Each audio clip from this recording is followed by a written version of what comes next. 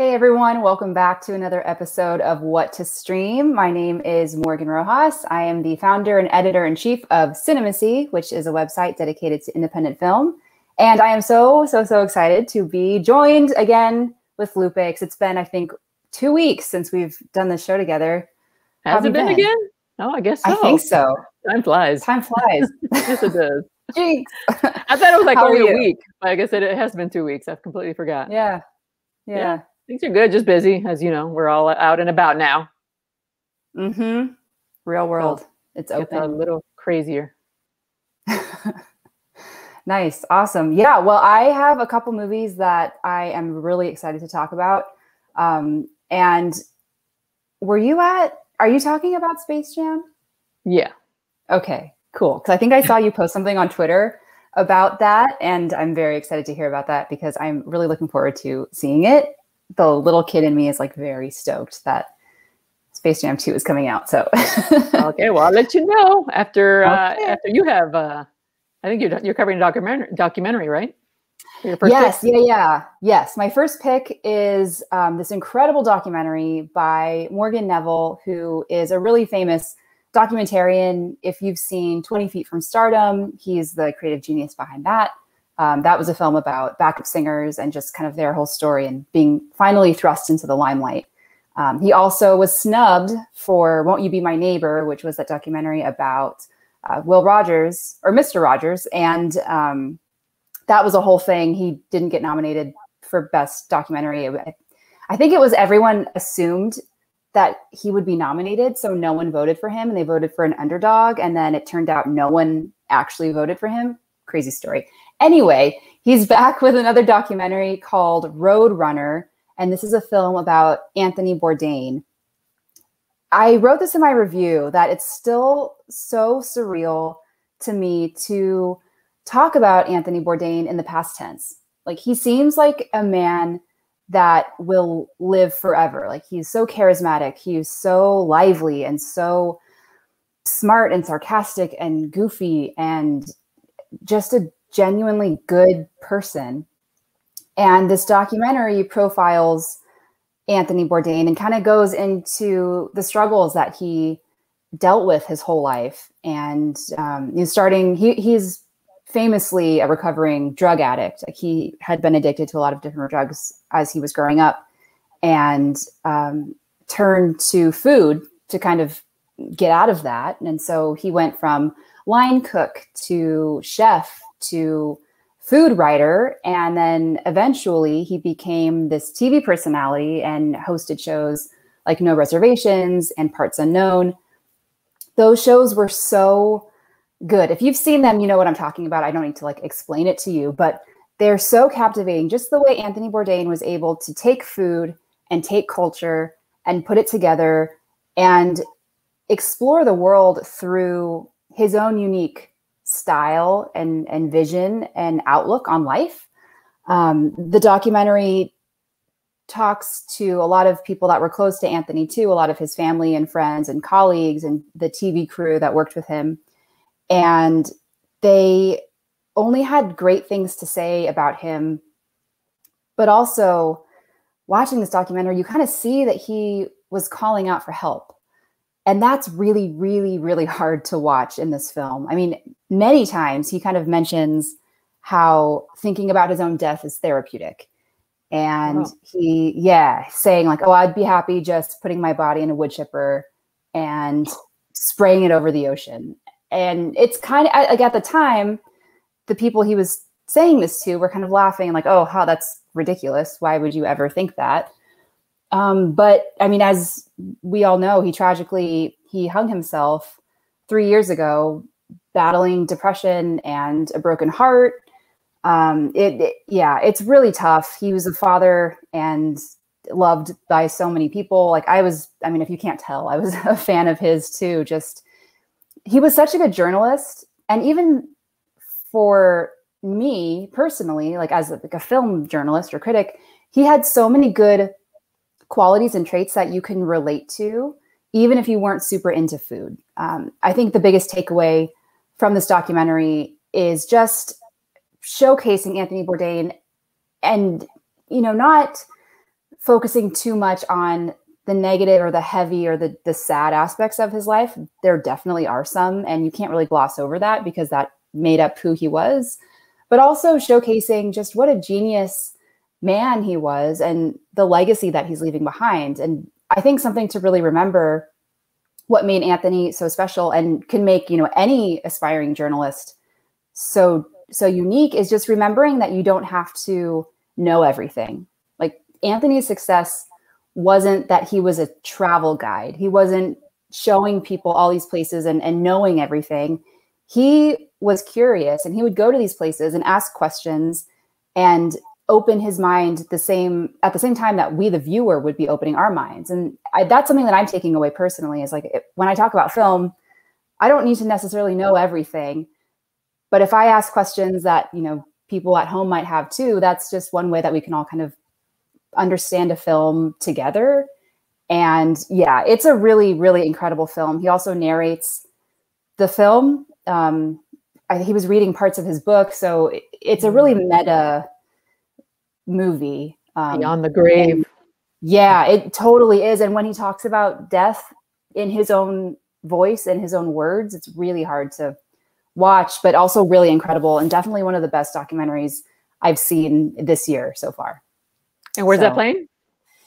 This is playing in a bunch of theaters this Friday. Good point. It's distributed by Focus Features, and it's going to be playing at the Laemmle, the Landmark, Alamo Drafthouse, Regal Cinemas, AMC. Yeah. So anywhere that there's a movie theater, this film was most likely playing, and I highly recommend you check it out.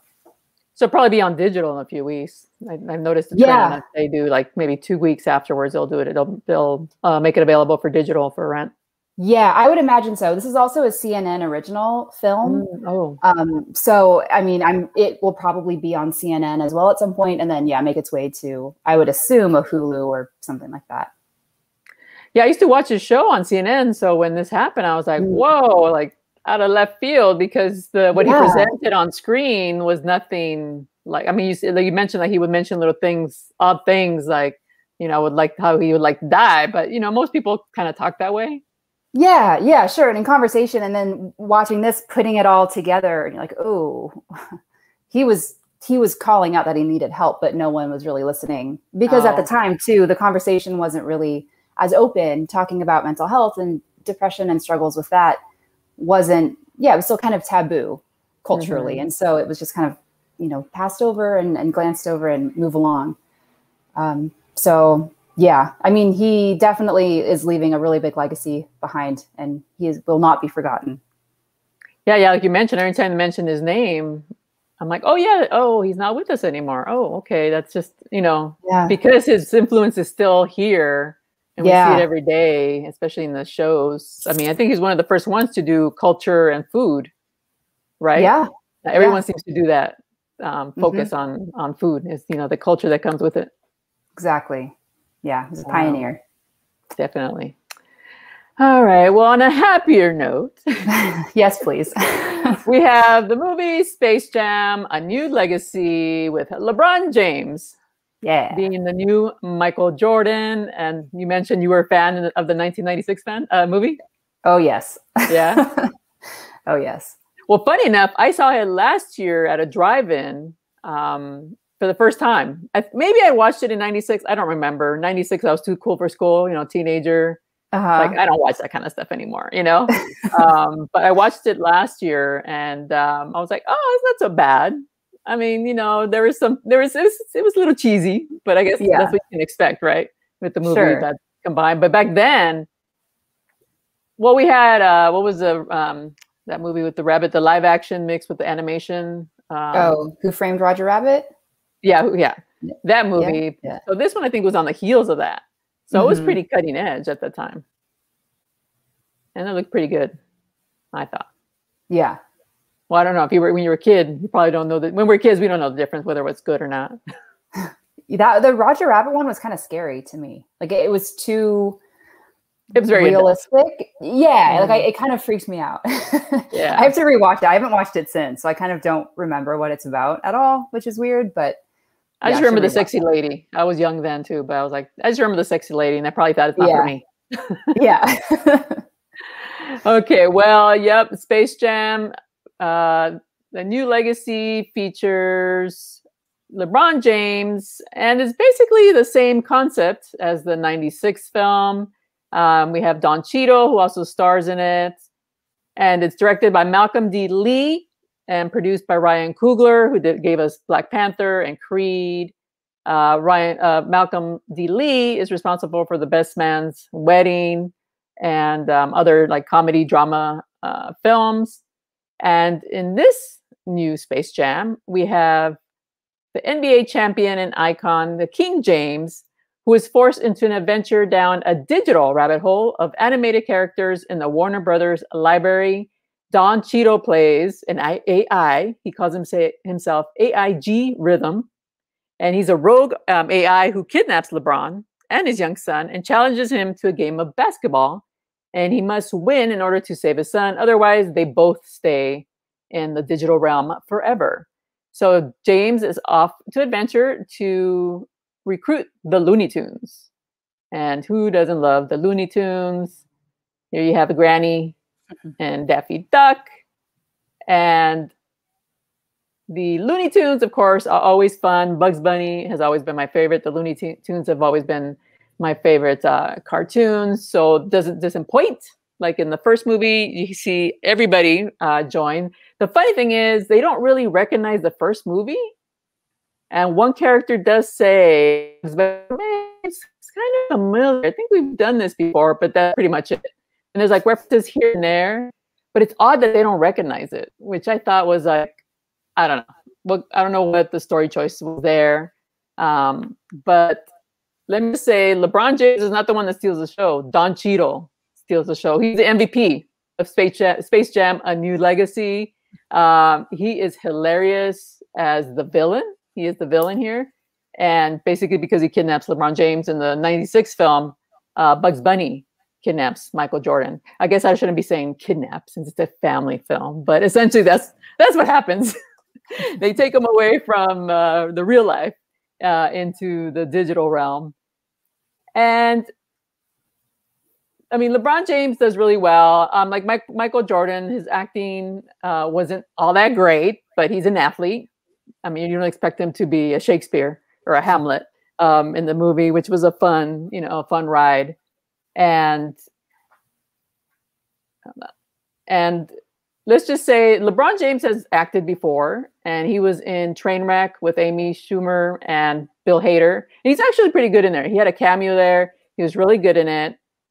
But I think when you put him in the space of a green screen, the acting was a little rough, and you can tell when, novice actors, when they act against somebody else and they make all these weird faces, like weird reactions. That's what you get with LeBron James. And it takes you out of character. It takes him out of a character. Well, he's playing himself, but it just takes you out of the movie. But that's just for us critics, journalists, so probably wouldn't make any difference to regular folk. But I think to you and me and people who are used to watching and critiquing films and actors, it kind of takes you out of the film because you do realize, oh, he's not an actor. He's an athlete. And I put the blame on the director because the director is supposed to guide them. We've had plenty of novices act in their first movie, but they're really great. Why? Because the director guides them and tells them how to act.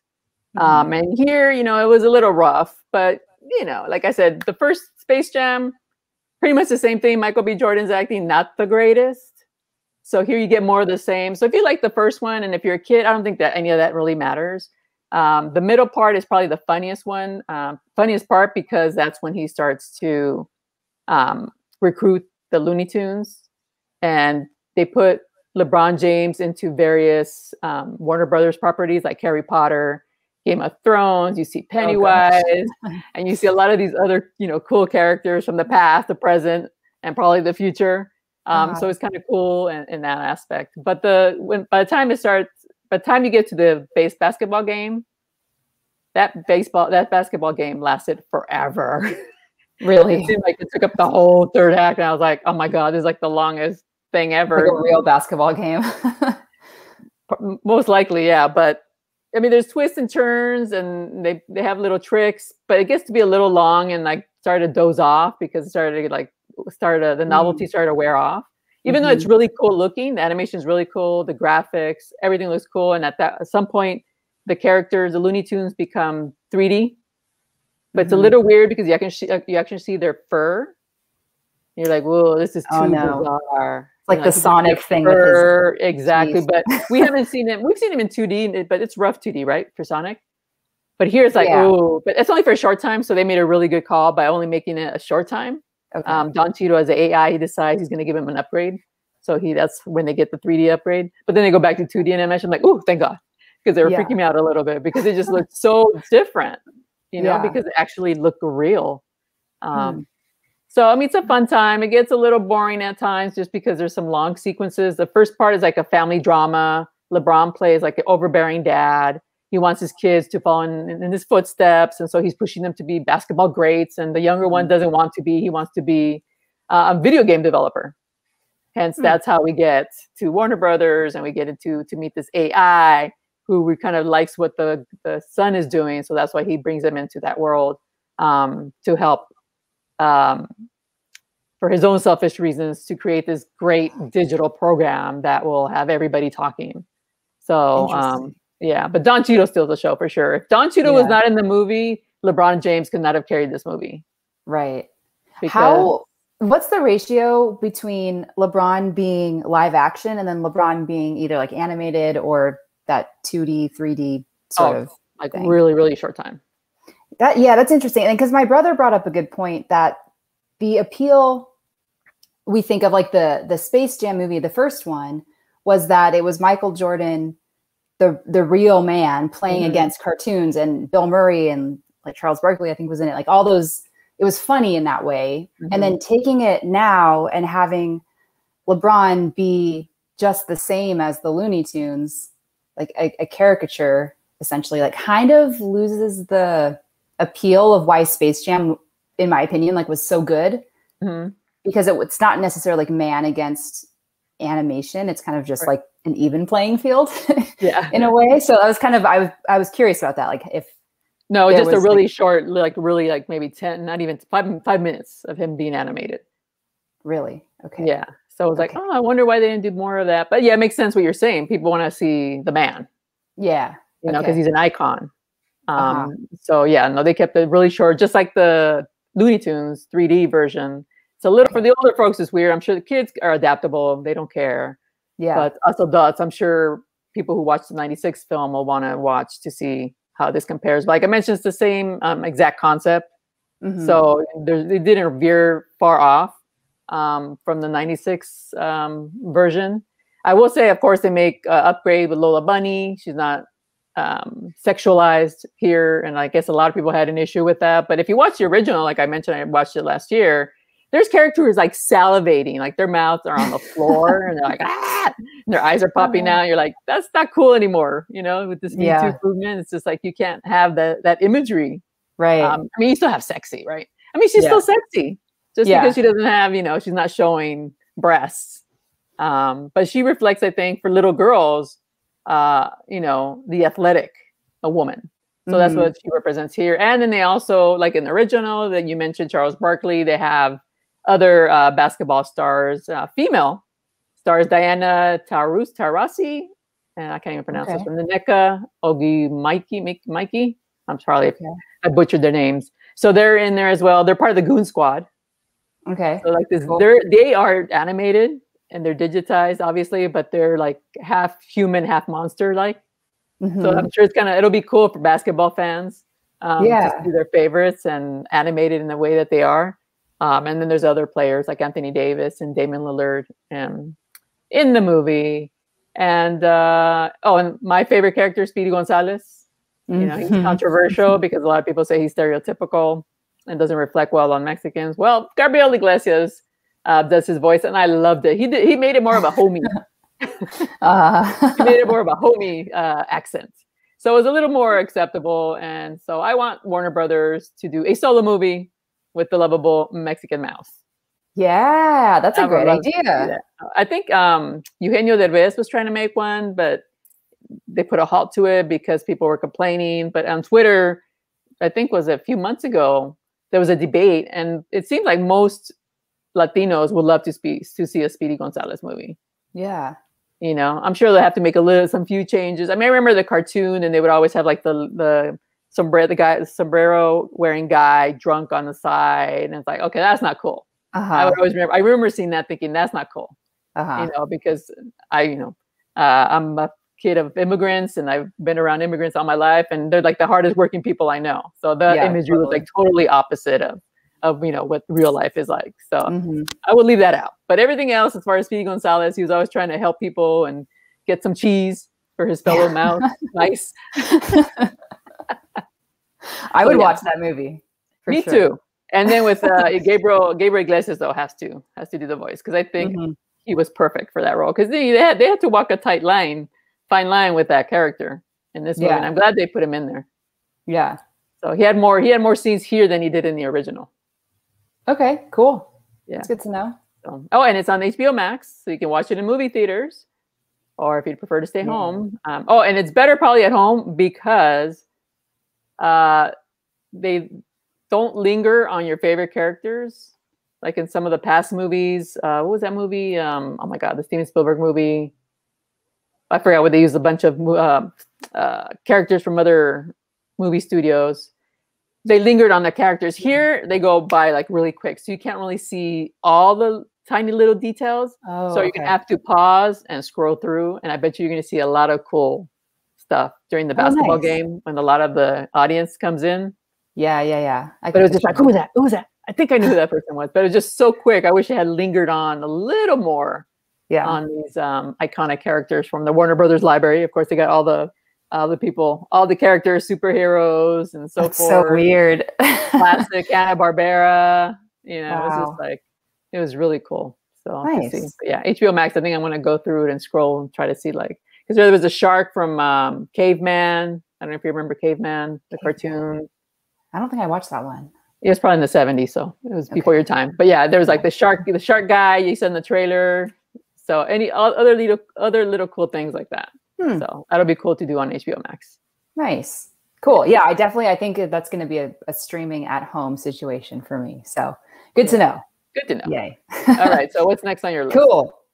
So the next film and the last film I actually have for this week is a really cool spoken word art film, if you will, called Summertime. And this is directed by Carlos Lopez Estrada, who went to my college, but I didn't know him personally, but he went to Chapman University. So yay, cool. Good for you. This film is also executive produced by Kelly Marie Tran, who was in Star Wars. And so together, the two of them created this really interesting film that is comprised of all spoken word poetry, basically. It's set in Los Angeles, and there's 27 young kids from Los Angeles, or young adults, and it was workshopped, the script, if you will, was workshopped over one summer with 25 poets, and all of their poems have been intersected within each other to make this film about one day in Los Angeles and all of their lives and kind of what happens in this one day. And so every person that wrote a poem or spoken word poetry, they also are stars in the film as well. So for these 27 people, this is their first acting, writing debut, and they're all in this film, and they are so talented. It will give you chills. Like this scene in particular, this was one where a woman is confronting a manipulative and emotionally abusive ex-boyfriend, and her dialogue, or I should say monologue, in this scene is so powerful. It's just amazing that like she wrote those words, and it is very impactful. Every scene is different. Like this one was very intense. I mean, as you can tell in this still, it's not like a lighthearted scene or anything, but there are other scenes that are really funny. They kind of poke fun at the cost of food, let's say at the Venice Beach Boardwalk. Like, how is a slice of avocado toast the same as bus fare, for someone else $12 could buy you a piece of toast, or it can, get you to and from work for a person. And just kind of the disparity in LA between high and low, rich or poor. It's really interesting. The film is, how do I word this? It's not like the most amazingly crafted. The acting isn't like incredible. It's not technically the best film I've ever seen, but the passion behind it, every single person you can tell is putting everything that they have into this film. And that just makes it so remarkable on its own. There was one really interesting thing that kind of blew up on Twitter the other day that I really want to mention. Someone had written a poem or a review of the film. It was a critic for the LA Times, and he did not like the movie. Let's just say that. He didn't give it a very nice review. But the really cool thing that the director did for this review is he took it and he blacked out a lot of the words to only make like a blackout poem, if you've seen those before. So it's kind of just picking and choosing what words you want to create your own sentence within an actual review. And he kind of took this negative review and turned it into something beautiful, turned it into a piece of art, and says, this film isn't going to be the classic narrative structure. It's not supposed to be that way. If you're looking for just shock and awe and conflict and, a lot of heightened emotions that are forcing you to feel a certain way, you're not going to find it in Summertime. So don't even go looking for it. This is a film that mainly serves as a platform to inspire young artists to write and create and to show them like you can make a movie with your own words. You can be in it. Like anything is possible, that sort of thing. And it's really, really interesting. And I think a really cool approach to something negative. I mean, a lot of people can kind of take a negative review and just sulk or be mad or, retaliate in whatever ways they want. But Carlos Lopez Estrada did a really cool thing by even further showing that like you can take something kind of ugly and make it beautiful. So I thought that was really cool. If you're on Twitter, you should look it up. It's like the blackout poem. I'll post it on Twitter. So if you follow both of us, you can see it. So Summertime it came out in theaters last Friday. So it is still out now. I want to say that will be streaming as well. It did play at Sundance earlier this year too. So it has a festival backing behind it. If you're, looking for those kind of laurels of any sort, but it's really good. It's a fun one. If you're looking for just something light, also inspiring. And if you're a fan of beat poetry and written word and the spoken word poetry, it's really inspirational. So what else has he done? He sounds familiar. His name. Yeah. So he also did Blind Spotting. Ah, okay. That's why. Yeah. That was a good movie. Yeah. Yeah. Very good movie. Yeah. This is, I think, a little bit different. Just because, it kind of, it's not so much his direction that is propelling this movie forward. It's more, he's putting all of his kind of trust into these creators that are kind of, calling the shots essentially. So it's interesting to see what it looks like when a director kind of takes a step back intentionally and letting his stars kind of, run the show. Yeah. Most critics don't like experimental kind of stuff. They don't know exactly how to talk about it, I guess. Yeah, it didn't fit in a box at all. Exactly. And I think that kind of confused a lot of people, and it's easy to kind of, I don't know, knock it for that. But if that wasn't the film's intention, then why would you try and judge it for that? Yeah. It's silly. But silly. Oh, well. Yeah. All right. Well, for my next pick, I have an action comedy. The title alone may inspire you to watch it. Gunpowder Milkshake. So nice. That's kind of a strange putting those two words together. But it's on Netflix. It stars a lot of cool people. It's Karen Gillan, I think I'm pronouncing that, Carla Gugino, Lena Headey, Michelle Yeoh, and Angela Bassett. So as you can see, badass ladies. And here they are. Who would not want to watch this movie? And I will say the ladies don't team up until the third act, but nonetheless, it is a fun little ride. I would call it, it's a John Wick meets Kill Bill, sort of a movie. So basically, Karen Gillan is following her mom's footsteps. She's an assassin working for the firm. Her mom disappeared 15 years ago.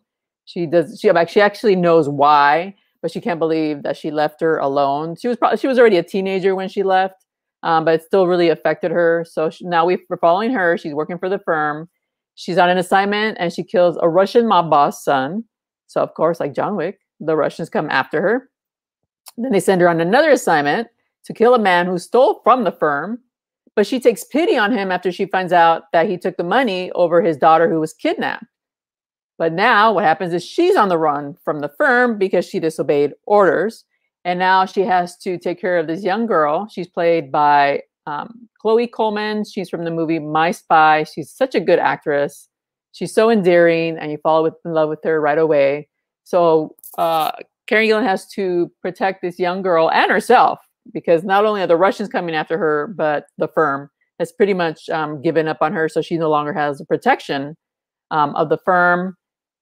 And there's some great action sequences. Here's Lena Headey, who plays her mom. We see her at the beginning of the movie, and then we don't see her till the third act as well. We meet Angela Bassett, Carla Gugino, and Michelle Yeoh also in the first act, but there's no action until the third act is when it really, really gets good, when they all combine their forces to fend off these Russian killers who are out to get her no matter what. And I would say it's a fun ride. It's not what I expected. I thought all women would be dominant throughout the whole movie, but they're not. It's pretty much Karen Gillan and a young actress. Her character's name is Emily. But the action is really good. I love the lighting. It's very stylized.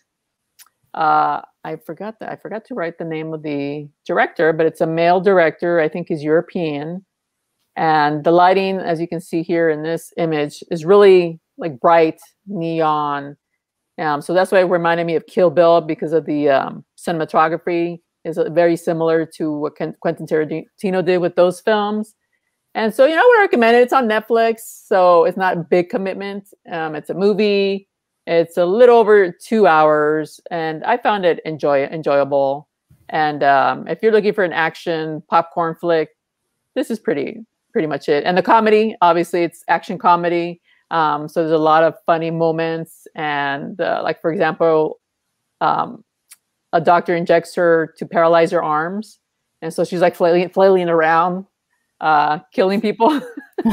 She has the girl tape a knife to her hand and the gun on the other one. So she's just like flailing her arms around. It's hilarious. Oh, funny. That whole sequence is hilarious. So they do some really cool, inventive stuff there. But like I mentioned, don't expect to see all the ladies throughout the movie. It's pretty much Karen Gillan's movie.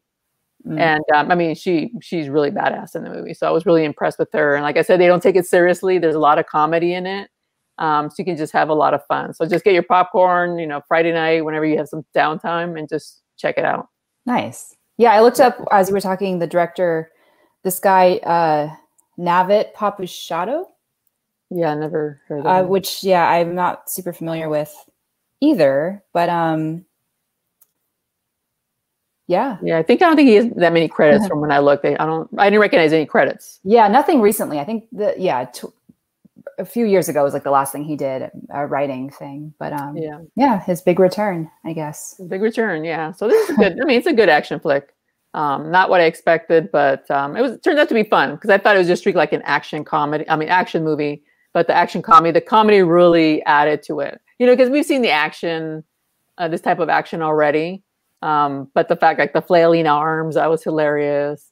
And then there's like a library where they store their weapons and books, but they're all like very feminist books. Nice. So there's a lot of humor in that. So I thought it was a female director. And then when I looked up, I was like, oh, it was a male director. Okay, well, they did a nice job giving a very feminist touch to it. And I mean, at the end, it gets a little cheeseball, but hey, that's what kind of you expect from the beginning. So yeah, cool one to watch on Netflix. Cool. Nice. And then I also have another one recommendation. Have you watched Mare of Easttown? Yes. Yes, I did. I finished it. When did you finish it? Oh boy. A couple weeks ago, I think. Oh, okay. Maybe 2 or 3. Yeah. Yeah, I just started watching it this weekend because I thought, she was nominated for the Hollywood Critics Association Awards. It's one on our list. So I'm trying to go down the list to watch everything. And I figured, I'm sure it's pretty good, when it stars, what is her name? Kate Winslet. Kate Winslet. There you go. Mm-hmm. Kate Winslet, you can expect, good stuff from her. So yeah, I binged it in one weekend. And I stayed up till nice. 3 a.m. I don't know why I do that. It was easy to do with that show because it just kind of was the cliffhanger, and you're like, okay, just one more, and then it's 3 a.m. the next day. Yeah, and it's a 7-part series. It was nominated for 8 Emmys yesterday, and as I mentioned, Hollywood Critics Associations, they're up for a few awards. And Kate Winslet, she's essentially a detective in a small town. Her name is Mare, so that's why they call it Mare of Easttown. And she's investigating a local murder and a disappearance of another local girl. But it's not just a whodunit type of show. She's got her own issues. She's raising a grandchild who's her son committed suicide, and the boy's mom is a recovering addict. So she's raising this child, and she's dealing with a lot of this guilt over her son's suicide, and she sort of blames herself, and she's trying to work through that. On top of that, the town is putting pressure on her to solve the disappearance and the murder of a girl, and it gets very personal. And I mean, they're just great characters all around. Angourie Rice plays the daughter. Julian, if I can scroll down, Nicholson, Jean Smart, all really good characters. And it's just like, it gets really sordid, right? So that's why it keeps your interest, because it gets so sordid and it leads you to like down a wrong path, but then it's not the right one, and oh my god, it was just like too crazy where you can't give it up. The person who you think is responsible for everything, just every episode, it's like, oh no, it's definitely this person. Oh wait, no, it's actually definitely this person. And it does that the entire time until you're like, oh wait, it's that person. Yeah, exactly. And then she makes some decisions that you're like, oh girl, don't do that. Oh, I know. What's wrong with you? No. Yeah. I mean, in the best way possible. I mean this as a compliment. It kind of felt like a Lifetime movie, but just a very well-made Lifetime movie. Exactly. So yeah, if you're like a fan of, because it just sucks you in, and the acting is, I mean, she was great. I think Julianne Nicholson is so underrated and so phenomenal in her role. Everything she does is just so great. Yeah. And she kind of stood out to me as being the strongest actor in that whole series. But yeah, it was a Lifetime movie, but for HBO Max. Yeah, I can see that, because it's sort of this family drama, and they keep saying it's not just a whodunit, so it's like a mixture of a lot of things. Yeah. Yeah, but definitely the whodunit will keep you around, because you're dying to know like who, because there's so many suspects. Mm-hmm. Yes. Right. And some of them you wish were suspects because they're such jerks. Yeah. Oh my gosh. Yeah, totally. That's how it leads you down the wrong way, because some of these characters are such jerks that you're like, I hope it's him, so they can like give him the chair. Yeah. Well, did you watch the SNL skit a couple weeks ago that did a parody on Mare of Easttown? No. Oh my gosh, it was so funny. Really? I think there's probably a clip on YouTube or Hulu or something, but it was the cast just talking in that accent. Mm-hmm. And it's the funniest thing. It makes more sense after having watched the show, obviously, because it's so spot on. Just, I think the scene they do is they're going down to the creek and they're kind of recovering what's in the creek in the very beginning, like the first episode. And yeah, just their take on it is very hilarious. So I'm going to go check it out right after this. That's my third recommendation, is that skit. I'm going to go look that up, because I don't remember. I mean, I don't think I watched the last few episodes of SNL. Yeah, it's very funny. Oh, okay. I got to go check. I think I heard of it now that you mentioned it. I think I heard of it. So I got to go check it. But at the time I was like, well, I don't get it because I haven't watched the show. Yeah, it totally wouldn't make any sense. But now I think, it's funny. Now I can go watch it. You're in on the joke now. I'm gonna go find it. All right, cool. I think that's our recommendations for the week. Yeah. Yeah, I think so too. This was fun to finally do this together again. Well, next week I'm going to be talking about the Disney series on Disney Plus, the Behind the Attraction.